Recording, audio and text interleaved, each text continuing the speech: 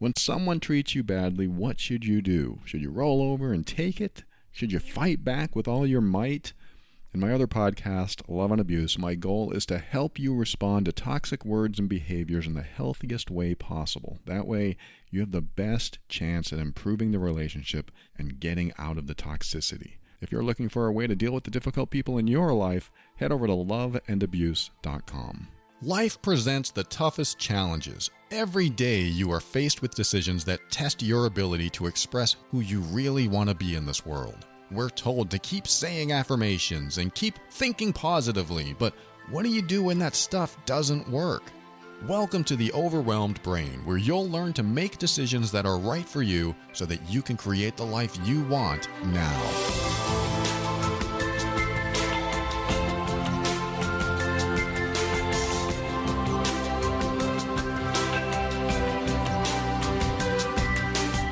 Hello, this is Paul Coliani, and I want to help you increase your emotional intelligence, handle toxic situations with grace and ease, and give you the tools to show up as your authentic self. This show consists of my personal opinions and is meant for informational purposes only. I've got a couple messages on parents. One of them is actually on grandparents, and I think this would be a good episode for parents/grandparents, not necessarily for your parents.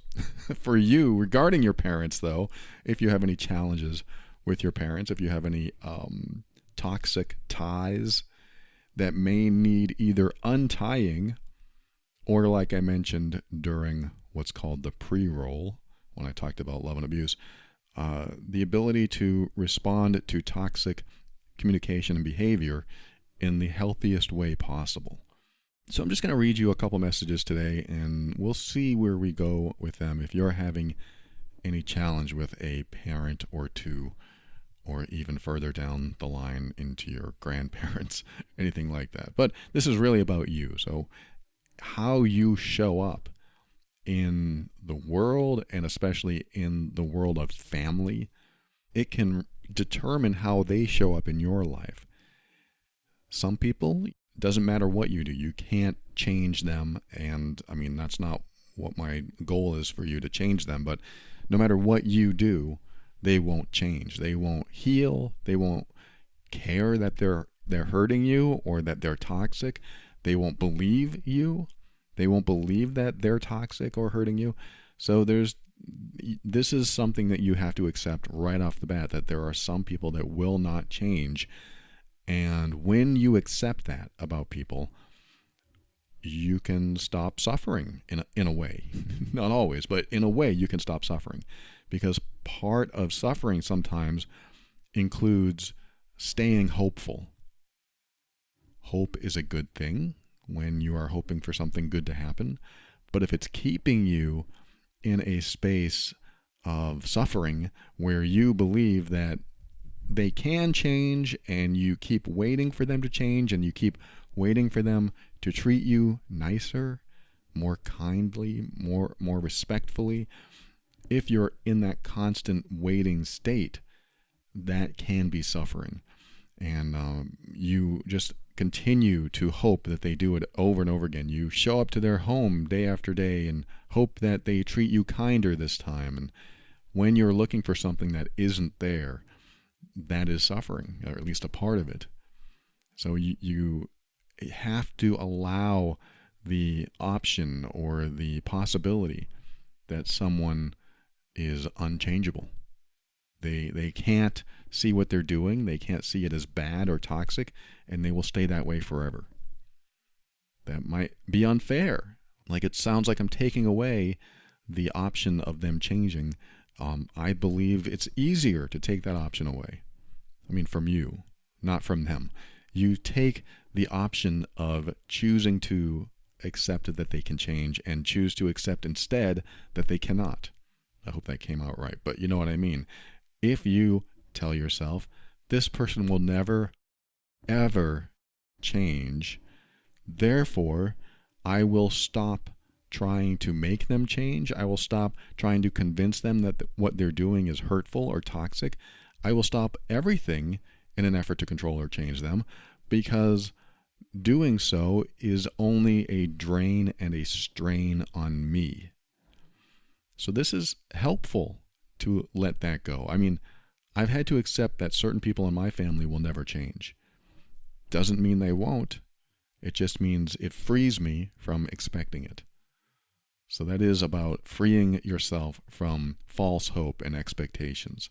I'm not saying you can't hope. I'm not saying that you can't wish and pray and just wait for it to happen someday, but don't rely on it and don't have your expectations up, because when it doesn't happen, the only person you end up disappointing is yourself. It always comes back to you. This is what I expect. It didn't happen. Now I'm disappointed. Next day, this is what I expect. It didn't happen.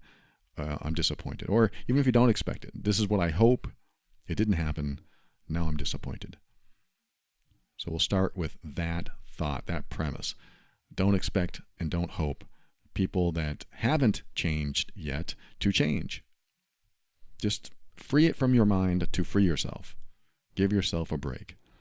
Now, let's get into the first message I received and see where we go with it. This person wrote, "Hey Paul, I love your podcast. I need your advice on dealing with anger.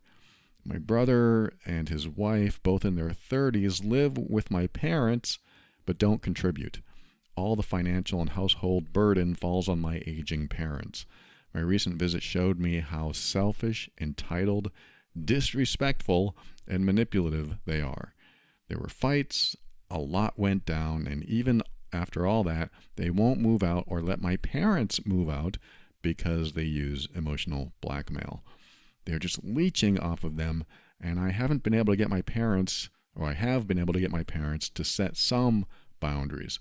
The problem is that ever since I visited them, I have been very angry at my brother. We're currently in no contact, so we have no contact whatsoever, and it doesn't seem to subside. Been more than a few months. It's justified, but it doesn't help me as I ruminate and create scenarios in my head where I berate him. It's not healthy for me, and I need to heal and reach a point where I feel neither love nor anger toward him. How do I get there? How do I stop ruminating and creating these scenarios in my head? Thank you." All right. Thanks for sharing. That's a great message to start off with. Let's dive into that. I think the first place I go with this, and this might be a quick answer actually, the first place I go with this is, why are you angry with your brother and his wife? I know why you are, but I'm really asking you to dive a little bit deeper into this. Why are you angry at them when your parents are allowing them to stay? I know what you're thinking. They're elderly. They're being taken advantage of. Like you said, emotional blackmail. And they don't really have boundaries.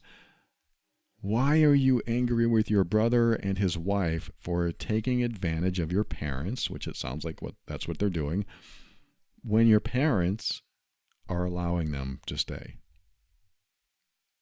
That might sound like an unfair question, but you know, and I know what's happening here. You know they're taking advantage of them. I know they're taking advantage of them from what you said. So that's an interesting question that I pose you, because I'm going to go in the direction that your energy is toward the wrong person. And I'm not saying that you should now be best friends with your brother and all is well. And I'm not saying that you should actually be angry at your parents either and all is well. I'm not saying that at all. I'm asking you this so that you can understand that sometimes anger is directed at people that are simply taking advantage of a situation that may not necessarily deserve your time and attention and focus. So let me explain this a little bit. Let's just say, or let me give you a comparison. There are times when a married couple, one of them is an alcoholic and the other one is doing everything they can. Oh, I'll just tell you my own story. My mom. My mom was married to an alcoholic for 40 plus years. And so every time my alcoholic stepfather did something awful, smashed a window, hit her, yelled and screamed and kicked holes in the walls. I mean, smashed glasses, threw eggs. I could probably list 1,000 things that he's done over the years. But the major stuff, after the major stuff happened, we would tell my mom, why don't you move out? And we could all be angry at my stepfather and some of my siblings' father. We could all be angry at him and say, he's the jerk. He's the one causing all these problems, which he was. I don't disagree. Or we could focus our time and energy and attention on the person who we've offered a place to stay, we've offered to help financially, we've offered to get her out of this dangerous situation, yet she still says no.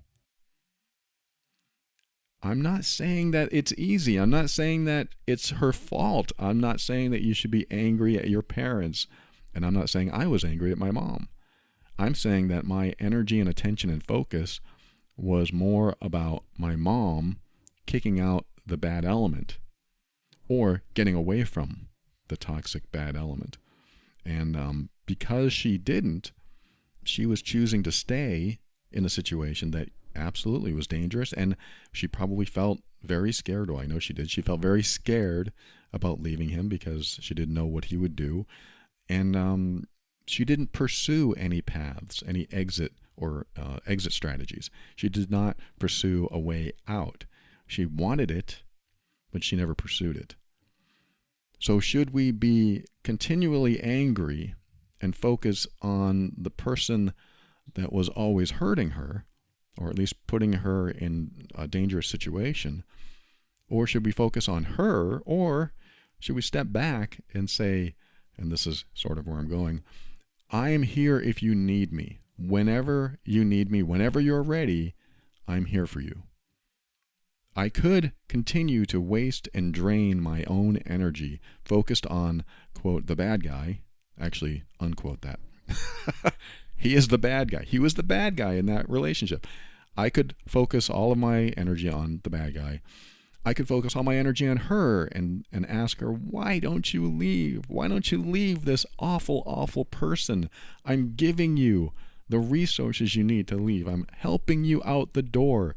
I will be there to protect you. I can give you anything you need. I mean, within reason. I could probably do that right now. I could probably help her in any way possible. She's not with him now. Doesn't apply today, but back then. I could probably help her in any way possible, even if it meant sacrificing some of my own happiness and resources just to get her away from this person. I could do that too. But how often have I and my other siblings, said, hey, Mom, you should get out of that situation. Let me help you. How often did that happen? You need to leave that situation, Mom. You need to leave it right now because he's dangerous. It happened over and over again. And so a lot of our energy, it wasn't wasted, but it was spent doing things that would never have panned out the way we wanted. And even though she said she wanted to leave, she never did. So it really comes down to her. You can build a bridge in front of somebody, but they have to walk over it. You can open the door. They have to walk through it. You can give them a boat. They have to get on it to get off the island. You can do all these things, but they still have to take that step. So this is part of what I'm going to tell you right now, is that your parents have a choice, and they are making that choice, even though, yes, they're probably elderly. Yes, they probably don't have good boundaries. But if they've already made the choice, it's still their choice. Now, if they're mentally incapable of making the choice, that's different. Then you may have to step in with the state or some authority. I don't know how that works, power of attorney. But they sound like they, even though they're older, they are probably still capable. I mean, you didn't tell me they weren't, so I'm going to assume they're still capable of making decisions. Because they're choosing to make the decisions that you don't like, that's why I'm asking you why you're angry with your brother. I'm not saying I wouldn't be angry. If my brother did this, I would probably go in there and say, look, you're taking advantage of mom and dad. What the hell? You need to help them out. These are your parents. That's me. I'm not telling you to do that. But that's what I would say. And if he said, oh, they don't mind, they don't care, whatever he said, and I talked to my mom and dad, and, if they were together, and said, Mom, he's clearly taking advantage of you here, and you're not saying anything. What do you need me to do? You want me to do anything? I'll do it. And maybe they would say, kick him out. And that might not work. Maybe I would do that, and it would cause a big ruckus or a fight, or maybe the cops would be involved. So it would be kind of scary. But if that's what they wanted, then I would ask them, okay, I need your full cooperation here, because I need you on my side just like I'm on your side. Again, I'm not telling you to go in this direction. I'm saying, or I'm helping you focus on where your energy needs to be. So if your energy is all on your brother and his wife and how they're taking advantage of your parents and nothing is happening, then it's a total waste of energy, because nothing's going to happen from it. You can wait and hope and pray, and maybe you just have to accept that it's never going to change. That is who your brother is. Let's just say that. I don't know if it is, but this might give you some calmness. That's who your brother is. That's who he is, and that's who he'll always be. If he changes, that's wonderful. He'll surprise you one day, and then things will be great. But this is who he is. There's nothing you can do about it. Leave it be. That is who he is. This could help you back off the idea that you could do anything to change him. Because when you continue to focus on someone that will never, ever change and isn't capable of change, you have to accept that too. You have to accept that he isn't capable of changing. But Paul, he is. I've seen him change before, but he's not now. It's over for him. It's over. He can't change. If that's untrue, then it'll be a nice surprise later. But accept that he won't change and he can't. Okay, now we've accepted that. So there's no point in hoping, praying, wishing, and waiting for him to change. So now we can pull back all that energy we had going toward him. Now, where do we put that? Let's go back to your parents. Okay, my parents, they don't have the boundaries. They're not making the decision. They're not standing up for themselves or whatever. Am I going to focus all my energy on them? Mom, Dad, why don't you do this? And every day I go over, Mom, Dad, why don't you do this? He's taking advantage of you. Well, what are they doing? Are they choosing to honor themselves and kick him out or whatever they feel they need to do? Or are they making the decision not to? If you think they're not capable, well, then we could look at it that way. They're not capable of making a decision, so it's not going to happen. That may be true. Maybe they'll never make the decision to kick him out, so it'll never happen. So this brings us back to ourselves. I'm still focused on my parents wanting to stand up for themselves and make the decision, but if I choose to accept that they will never make that decision, that means that I trust them enough to make a decision on their own, first of all, and I don't have to waste my time waiting, hoping, wishing, and praying for them to make a decision that is the right one to make for them and for everyone involved. Because, yes, it looks like your parents are enabling their son, your brother, and his wife to stay somewhere for free, and that is a choice that they've made. That doesn't sound right, but what are you going to do? Go in there and forcefully pull your brother out? And then it puts your parents in an awkward position because they're not ready to make the stand that you're making or take the stand. And when you do that and you finally separate, now there's a huge conflict. And if your parents aren't on the same side as you, even though mentally they want to be, but the rest of them, they're not there yet. You may be there now. You may be ready to walk in and say, you're coming with me. But if your parents aren't, then it's not going to work out. So all this energy that you have towards your brother, we pull it back. All this energy that you put towards your parents, come on, stand up for yourself. They won't, and they aren't doing it now, and they are making a conscious choice, even though they might be a little older. But hey, give them some credit. They're making a choice. And it sucks. I know. I'm with you. I see this exactly as you do. I would be angry too. But now we're going to pull our energy back. This is where I would go with it. I can't change my brother. I can't change my parents. What can I change? I can't change anything about this situation, and I don't have to like my brother anymore. I can just see him for who he is, and that's who he is, and I don't want that person with those kind of values that are maybe mistreating my parents in my life, so I'm going to stay no contact. Maybe that'll change one day, but right now it's not changing. And I'm going to, in a way, honor my parents' decision to keep them there, even though it's enabling. Just like I had to honor my mom, her decision to stay in a dangerous relationship when the entire family knew it was wrong.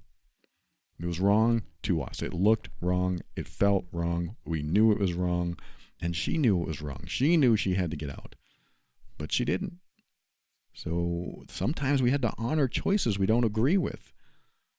This is unfortunately a part of life sometimes, is that we have to honor people's choices that we don't agree with. And so we pull that energy back, and now we have more for ourselves. We have more of this, the time and attention and all the focus that we were putting on other people. We bring it back to ourselves, and now we can put it toward our own family. We can transform it into positive energy. We can do something great or something else. But this is the point where you tell the person that you don't necessarily agree with in the enabling part, your parents, you don't agree with them enabling this, your brother, and you tell them, I'm here when you're ready. That's what I do. Mom, I'm here when you're ready. If you call me at 3 a.m., I am putting on my shoes, jumping in my car, and driving over to help you with whatever you need. I'm there. And now what this does is you've let them know that you are there, and that energy is now used in a helpful, healthy, productive way. I will come and get you. I will do anything it takes. In your case, you would say, I will be right there and I will help them move out. Whatever it is for you. So that's where I go with your message. And it may not have been something you expected, but that's what I'm talking about today. When we expect things, we have to change our expectations sometimes, because the expectations can bring about anger and lots of wasted energy toward people that you can't change and will never change. So my words today you may not have expected. Probably weren't angry with me though, at least in the beginning. Maybe you are now, because this takes away the ability to change the situation. Yes, that is the case. You have to take away your own thoughts that you can change this situation. That involves trusting that it will work out the way it needs to work out, because we can look at it as this too. Do we enable other people to be who they are if we're stepping in to solve their problems? I'm not saying you're doing this. I'm just saying this in general. Sometimes we can do that. Sometimes we can step in and enable behaviors we don't like of others. And when we do that, the situation never changes and we continue to be angry about it. So if you want to stop ruminating and creating these scenarios in your head, I can't stop that. I mean, sometimes you're going to create scenarios in your head. I actually think that's kind of therapeutic sometimes. I'm going to make a picture of this person in my head and I'm going to punch him in the face, all in my mind's eye, and that'll make me feel better. It might. It would make me feel better. But sometimes you have to do that. Sometimes you have to vent your frustrations in ways that aren't in real life. And you don't want to do that necessarily in real life. You don't want to hurt someone in real life. So you bring it back into yourself. And this may help you do that. This may help you stop ruminating and being angry towards someone that will never change, because it just drains you. It just takes it out of you. And if you're spending all your time thinking about it and wishing things would change, that's just no way to live. there's so many other things to think about, to put your energy toward, and so much more to life than worrying about what other people are deciding to do in their life. I hope this helps. I'm going to come back. I'm going to read you another message, and we'll see where we go with it right after this.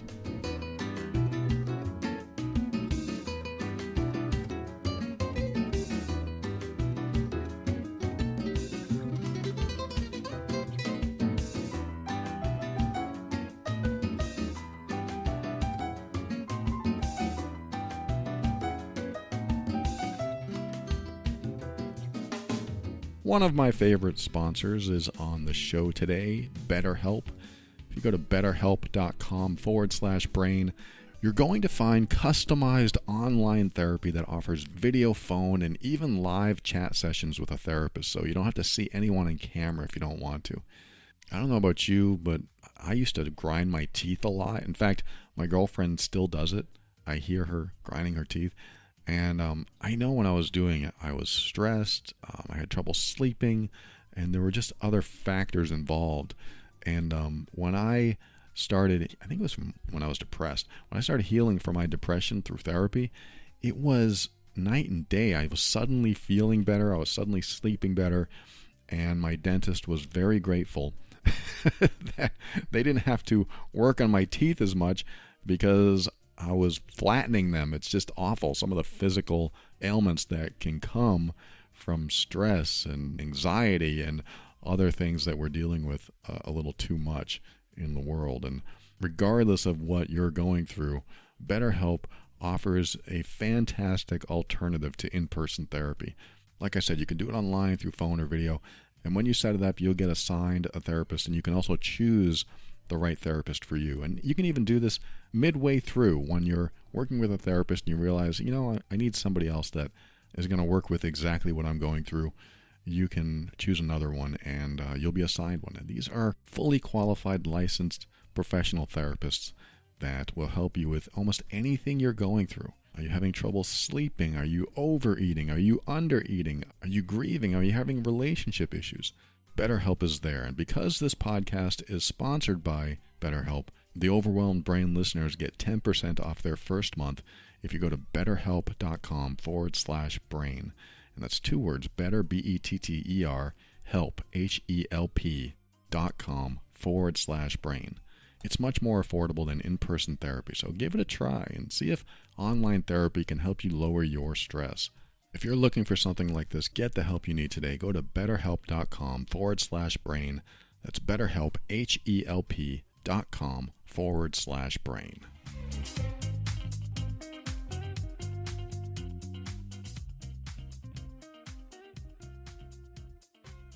Welcome back. I'm going to go right into this next email and just read you parts of it because it's a little bit long. So I'm just going to condense it right now. This person wrote, they had some major issues with their grandparents. I think it was the grandmother that was emotionally abusive, using religion and bullying and guilt tripping against the person, and said other things to this person when they were very young. And she even used to spy on her own children, which is this person's parents, and her sister. And she also made me believe the rest of the family actually didn't like me, so she was probably doing, making her feel isolated, alone. And obviously there was a lot of abuse there. And this person wrote, I think it's a woman that wrote to me, she said that she was also sexually abused as well.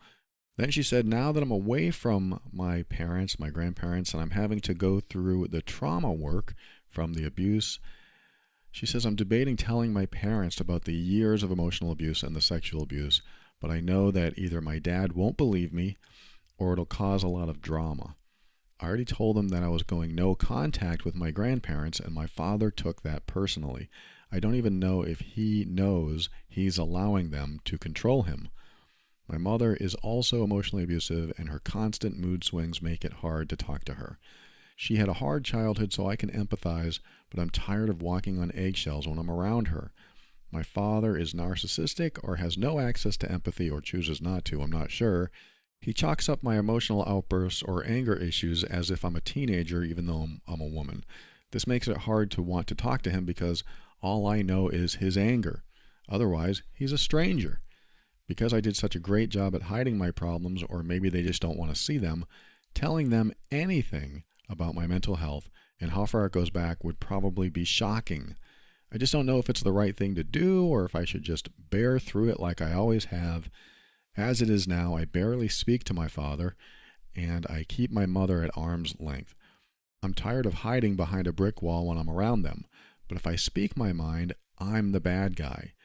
I don't think I can forgive my grandparents for all the things they've done, but I also don't think my parents know about any of it. I'm just looking for some guidance. Anything helps. Thank you. Okay, thanks for sharing that. And where I go with this is, I think, first of all, you have to take a lot of the emotional response out of it. I'm all about emotions. I'm all about emotional intelligence. I'm all about listening to your emotions and following them. In this case, it's no different. However, I'm going to ask you to be less emotionally connected to what you share with these people, these specific people. Your parents, maybe if you talk to your grandparents anymore, I don't know. But when you said, I don't even know if I should tell my dad, and then you said he's probably narcissistic and has no empathy, if that's the case, then, like I said before in many episodes before, don't expect him to change. And if that isn't going to change about him, then telling him in hopes to receive some sort of empathetic response would be a waste of time. That doesn't mean you shouldn't tell him. Doesn't mean you should, but it definitely doesn't mean you shouldn't tell him. And the reason I'm saying this is because let's just say that it came up that you were no contact with your grandmother or grandparents, and he had something to say about it. You told him that, and now he wants to know why, because you said he was offended. So at least he has some emotional connection there, but that could be because it's on his family and he takes offense to that because it's personal to him. What I want to say about that is, let's just say that you shared it with him and he does either be dramatic or go crazy. I actually would emphasize a stoic response from you. That's kind of my answer to you. I emphasize, or I would encourage you to have a stoic response. And what that means, at least in the way I'm talking about it here, is that when you bring it up, if you choose to, but when you bring it up, I want you to treat it as a matter of fact. This might be hard because you're so emotionally connected to certain people in your life and relatives and family and all this other thing, but if you can say, the reason I went no contact was XYZ. And if your dad gets all dramatic or says, what, that's crazy, you never said this before, what are you talking about, or whatever he says, my suggestion is to be very stoic. Well, Dad, that's how it is, and that's what happened. So I had to do this to keep myself protected, to protect myself from their toxic behavior. And if he says, this is ridiculous, you're just lying, or you just want attention, stay stoic. And again, this is difficult. I know it's easier said than done, but my recommendation is to keep your composure, keep calm, and treat it as a matter of fact. Well, you may not believe it or not, and yes, I could have said something earlier, but I'm saying it now. That's what happened, and that's why I'm going no contact, and that's just the way it is. If they want to explore that further, if they try to egg you on, if your dad tries to push you further and wants you to have an emotional outburst of some sort, don't fall for it. If he really is narcissistic or at minimum emotionally abusive, then what they do is feed off of your emotional response. Especially dramatic people. Dramatic people love feeding off of your emotional response. So my recommendation is to avoid an emotional response. And you might just have to practice that. But really what it comes down to, in the way I look at it, is you have to be so confident and so sure of yourself that you know you're doing the right thing for you, and for everyone else, as far as I'm concerned. But you're doing the right thing, and because you're doing the right thing, it doesn't matter what anybody says. It doesn't matter if he flips out. It doesn't matter if he doesn't believe you. It doesn't matter. You just say, that's how it is. And if he doesn't believe you, I don't care if you don't believe me. It doesn't matter. I know the truth. Period. End of story. I know the truth. So you can believe whatever you want to believe. You can tell me I'm a liar. That's your prerogative. You can do anything you want. I know the truth, and this is why I did it. And if they start screaming again, you can just say, hey, look, you wanted an explanation. I gave you the explanation. That's how it is. And if that turns into some big, crazy emotional outburst from him or anyone else, keep your cool. Hey, I'm sorry if you feel that way, but that's how it is. That's what happened. Dad, I know you don't believe me, but this is what happened. I'll give you the details. Would you like the details? I like to treat things like that where somebody's so overly dramatic or somebody is taking it personally when it has nothing really to do with them. I mean, it does, but it doesn't because it happened to you. And I would hope that a parent, a father, would look at their child and say, oh my God, I can't believe that happened to you. Why didn't you tell me sooner? I'm so sorry. I would have stepped in. I would have stopped this. I can't believe that happened to you. I feel so bad that I didn't do anything about it, that I couldn't be there for you. I would think that would be the healthiest parent response that you could get. From what you're describing here, that doesn't sound like it's going to happen at all. And because you're not going to get that kind of response, I don't want you to expect it. That's why I encourage a stoic approach for you. If you approach this stoically, hey, I just want to tell you something. I am not in touch with them anymore. I have gone no contact, if they even know what that term means. Probably not. I've stopped communicating with my grandparents, your mom and dad, because I now have to heal from some old trauma. I have to now heal from some old abuse, including sexual abuse. If you want to tell them that, I mean, you don't have to tell them anything. But if you were going to go this route, this is how I would encourage you to talk about it. Stay stoic. That's your mantra. I'm going to stay stoic. I'm going to stay stoic. And that doesn't mean you can't be emotional. Like just the way I expressed right now, I can still have emotion inside of me, but my emotion's coming from a very confident place inside of me that I feel good about. That doesn't mean I feel good about the trauma I went through, but I feel good about expressing something that I know is true. It's a very congruent feeling, a very self-confident feeling, like I know I'm worthy. I know I'm telling the truth regardless of what anybody believes. I know I'm doing the right thing regardless of what anybody says, and I feel good that I'm taking these steps for me. So you can support me or not. Doesn't matter, because I am supporting me. I would love your support. You can certainly say this. I would love your support, but it's not necessary for me to do the right thing for myself, for me to do the healthiest thing for myself. I would love for you to look at me as your child and say, wow, I'm so sorry you went through that. But if you choose to want to be in this other position where you just refuse to believe it, then that's your prerogative. But I know I'm doing the right thing for me. I don't know if that's what you wanted to hear or not, but this is exactly how I would do it. If I were dealing with somebody like this, well, let me put it this way. If I were dealing with somebody like this and I chose to tell them, that's how I would do it. If I chose not to tell them, then obviously it doesn't matter. You could just not tell them, not say a word, keep all the drama at bay because you're not going to talk to them. Great, that's fine. You can go no contact or just choose to be very limited in your contact. But it sounds like you're asking me if I should tell them or not and how to approach them if you do. I think if you want any type of relationship at all, you have to realize that they're probably not going to show up as the parents you want. So you have to remember This is why you show up for yourself when other people can't show up for you. Doesn't mean it has to be like this forever, but sometimes a parent isn't the parent you want them to be. So a lot of self-parenting has to take place. If I don't have the mom or the dad that I want, I'm going to treat myself as if I were my own child.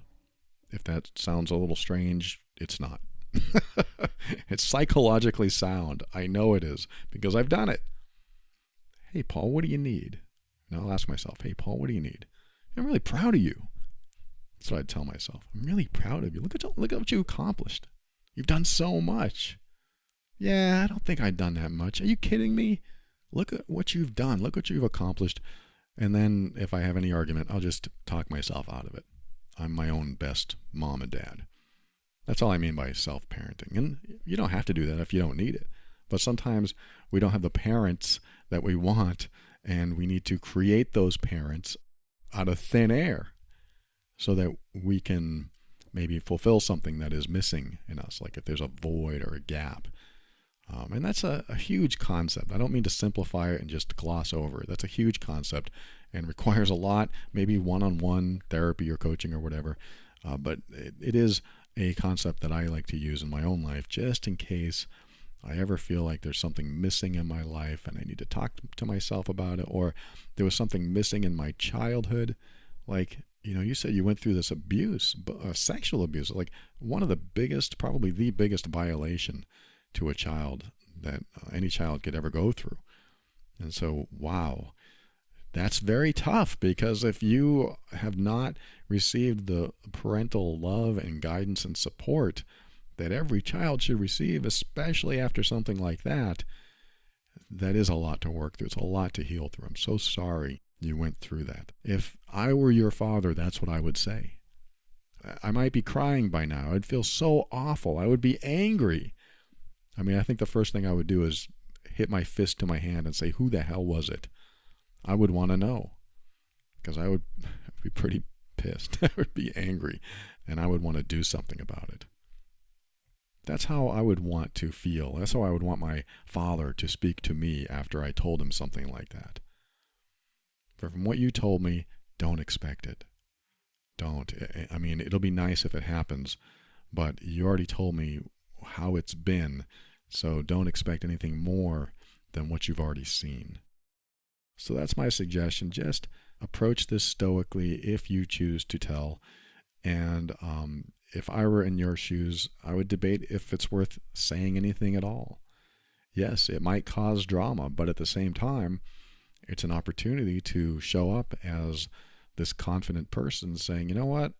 Everything you've done doesn't matter anymore. Everything that you've denied me or neglected me, all the love you could have shown me, it doesn't matter, because I'm good now.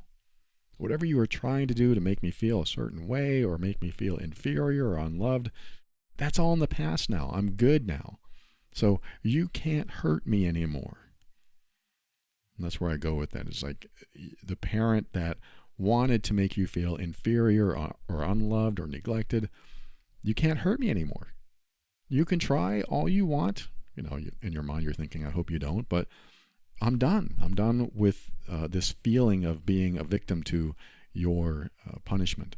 I don't need to be punished by you anymore. And I'm not saying you say this, but in your own mind, you have this thought going on that you don't deserve this, and it's not your reality anymore.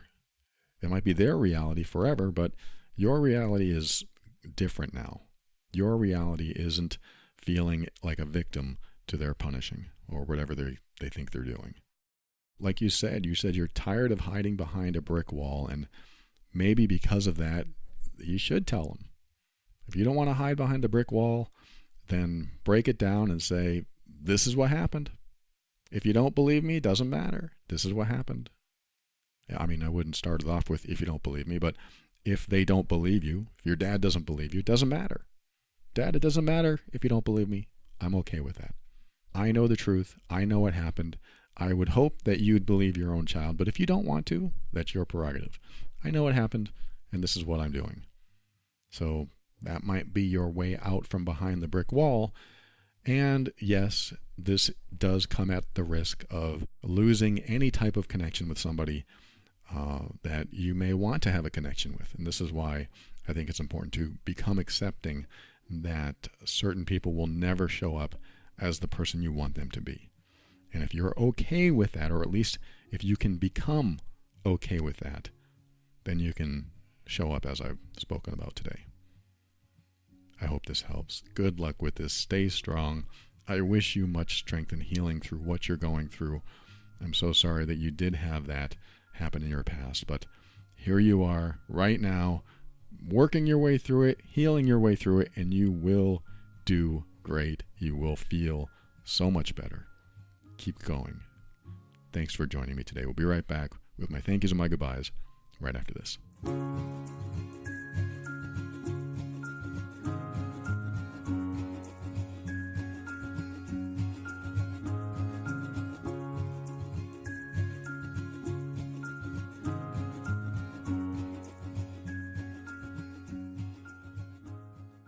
Thank you for listening to another episode of The Overwhelmed Brain.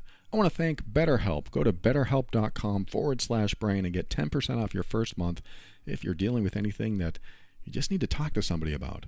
Great options for therapy at a great price. betterhelp.com/brain. And I want to thank the financial backers of this episode, Wanda, Emily, Anne-Marie, Victoria, Tracy, Janet, Christy, and Kayla. They are the patrons of the week. I read different names every week, and I am so honored and grateful that you support the show. They found value in the show, and they decided to give back, and you can do the same thing if you want. Totally optional. You can go to moretob.com, where you can become a monthly patron or just give a one-time donation. Totally up to you. moretob.com. Thank you, patrons. I appreciate all of you. And for a show on how to deal with difficult relationships, what do you know? I have a show on that too called loveandabuse.com. I talked about it at the beginning, and it was very fitting for today's episode because some relationships, yes, they are difficult. And if you find that you're the difficult person, like that person who wrote, her dad is listening right now and says, I am kind of an emotionally abusive person. I'd like to change that about myself. I have a program for that. I hope that happens. I don't know if it will in that person's case, but my program's called Healed Being, and it has been very successful for a lot of people. Head over to healedbeing.com if you want to look into that. And finally, thanks to Kevin McLeod of Incompetech.com for some of the music transitions in The Overwhelmed Brain. And for my final words, I talked about parents and grandparents in this episode, and I think it's important to remember that there's a point where you, how can I say this, grow up. There's a point where you grow up. There's a point where I grew up. There's a point where we get to a time in our life where the parent that raised us now becomes either a continuing parent that cares and loves and supports us, and then there are those parents that they think that they still need to raise us. They think that their job isn't done. And sometimes we got to remind them that their job is done. Sometimes we got to say, Mom, Dad, whoever it is in your life, your job is done. You don't have to raise me anymore. I'm here. And if they say, but you're making all these mistakes, or I'm trying to protect you from all these mistakes that you're going to make, then you can say, you don't need to do that. You don't need to do that. I'm okay. You know what? I'm going to make mistakes. I'm going to fail miserably. It may hurt you to see this happen. I might even call you up crying. You're going to see me fail. You're going to see me fall in love and get crushed. You're going to see me, hopefully not, but you're going to see all these things that are going to happen to me, and you're going to want to do something about it, and I need you to stand back and watch me recover. Because if you believe you raised me right, then you know I'm going to recover. I don't know. Can you put that on your parents? If they believed they raised you right, then they should be able to stand back, watch you fall, and watch you recover. If they believe they didn't raise you right, maybe they'll step in and, I gotta help. Doesn't mean you can't ask for help if they're open to it. But I do believe there's a point that you have to tell your parents. I mean, not everyone. I didn't have to do this, but there are people out there whose parents still act like you're 7 or 10 or whatever, or 12. There are parents out there that still think that they are going to be helpful to you. But the thing is, when you reach that age where you move out of the nest, you have created a new network of relationships and events and places you live and things you think about and interests and curiosities. You've created an entire tree with branches that spread off in every single direction because you're becoming or have become an adult. And this new tree has all these branches, and all these branches make up everything that you are and more. And you are more than all these branches too. You're not just this little seedling. You're not this little tiny seed that needs watering and daily care and then the sun for it to sprout from the soil and start growing leaves. You're not that person anymore. You're not that child. You've grown. And sometimes parents need to be reminded of that. I'm no longer that child. You don't have to be mean or aggressive about it. You could just say, no, it's okay. I got this. And if they try to intrude or try to interfere in some way, you can say, don't worry about it. I got this. I like the stoic response with emotional people when they become, or I should say, overly dramatic people. I like that stoic response. It's, no, I got this. It's a very strong leadership quality. And some parents think that they need to be your leader. And when you show up and say, I got this, I'm cool, you don't have to do that anymore. Thank you for your support. I love you. And now I'm doing this on my own. What if you fail? Then I fail. No big deal. I'll fall and I'll get back up because you taught me resilience, Mom and Dad. You taught me how to stand up for myself. You taught me all this stuff. Some of it may not be true. But you might want to make them feel good. Look, you raised me right? Unless you're telling me you raised me wrong. It could be. They could say, well, I could have done a much better job. You're right. Okay, if that's what they say, that's a vulnerable thing to say. That's a very vulnerable place for them to go. And that can be a conversation. Look, no matter what you did, I feel really good about myself now, so you must have done something right. So I feel pretty good about how you raised me, so I want you to feel good too. Again, I'm exhibiting that leadership stance. I'm taking lead in my own life, and I'm also leading my parent or whoever my caretaker was in a direction that makes them feel good that I've got this. Not that you have to do this. You don't have to do this. This is just an idea, just a thought. But some parents need it. That's why I'm offering that as an option. So maybe yours does, maybe yours doesn't. My mom doesn't. She looks up to me. She calls me for advice. Not all the time. Actually, very rarely does she call me for advice, except with computers. When it comes to computers, she'll definitely call me. And every now and then, she'll call and talk gossip, which I think is fun. Okay, I think it's time to end the show in a good, positive way. I want you to keep an open mind. This helps you step into your power so that you can create the life you want. Always take steps to grow and evolve. You are powerful beyond measure. And above all, and this is something I absolutely know to be true about you, you are amazing.